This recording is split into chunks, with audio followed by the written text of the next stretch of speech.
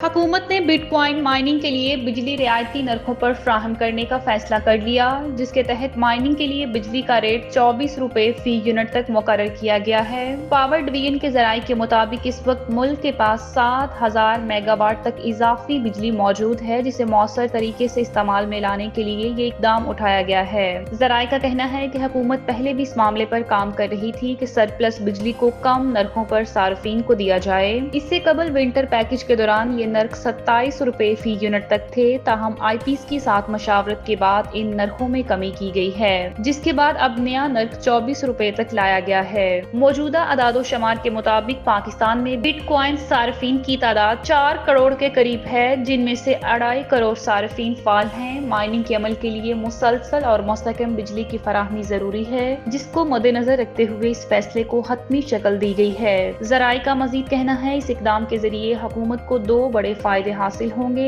एक तो इजाफी बिजली की फरोख्त से कैपेसिटी पेमेंट में वाज़िया कमी आएगी। दूसरा, बिटकॉइन माइनिंग की सनत को फरोग मिलेगा, जिसके नतीजे में न सिर्फ बिजली की खपत बढ़ेगी बल्कि मुल्क में डिजिटल तरक्की और जदीद टेक्नोलॉजी का फरोग भी मुमकिन हो सकेगा।